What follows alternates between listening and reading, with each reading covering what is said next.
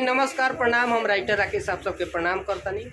और आज अभी हम बानी दिल्ली में अम्बे रिकॉर्डिंग स्टूडियो, जेकर ऑनर बानी विकास राज जी। बहुत अच्छा हमार मित्र बानी, भाई बानी, दोस्त बानी।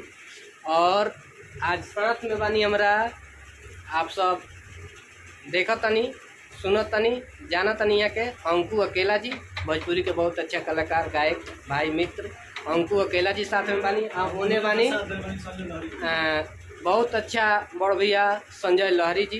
जय माता दी, प्रेम से जय माता दी। जय माता दी। नमस्कार, आप सबसे अभी हम मिलावतनी अंकु अकेला जी से। नमस्ते, प्रणाम। हम आप सबके भाई भतीजा अंकु अकेला। आज नवरात्र के अष्टमी बाटे, सबका के ढेर सारा शुभकामनाएं। जय हो, जय हो।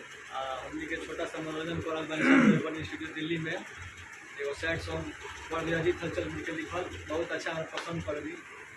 तो बजाय कहीं सुर देखाई आई तो आओ बे। एगो लड़का से बड़ा प्यार के रह दिया। अच्छा, बोलो बा। लड़किया के ना चाहते हुए लड़किया के शादी हो जाता थे। अंतिम बार लड़किया से मिले गल दिया।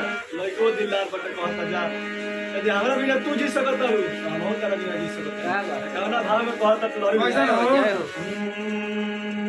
अरे की जा जाने खुश रही हा, अरे की जाके ससुराल में यो।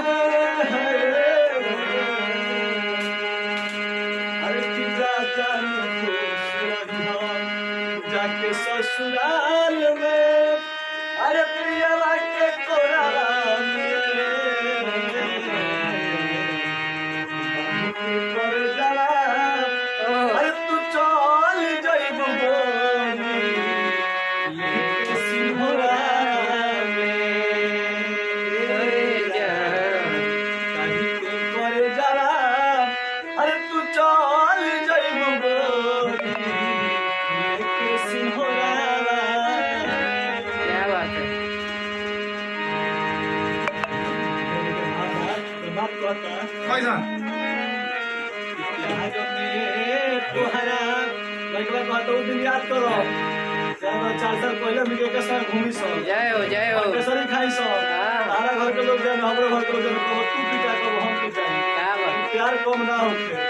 बैकग्राउंड में जा कहता कि प्यार में तोहरा अरे पिटाइल रहनी घर से, मिलत ना रहनी बाबूजी के डर से। अरे गिर गइल रहनी सभा का नजर से, मिलत न रहनी बाबूजी के डर से। प्यार में तोहरा पिटाइल रहनी घर से, मिलत न रहनी बाबूजी के डर से। चलिए फिर वो सबके सेवा कर जाई। आप सबसे बता दी कि ये वीडियो WR ब्लॉग्स वीडियो के बाद ये सब चैनल के हां देखो तो आई तनी हो जाओ मन सब्सक्राइब करी, WR शेयर करी ब्लॉग्स और बेल आइकन दबाई ताकि हमनी के सब ऐसे सुंदर सुंदर गाल के भेज तो हंस। आपकी हर तरह के गाना आप सबके देते ही। हां नमस्कार, प्रणाम, जय माता दी। आप सब सब्सक्राइब कर दी WR ब्लॉग्स हाँ, यूट्यूब होगा। चैनल के और ढेर सारा प्यारे से हाँ, जय हो।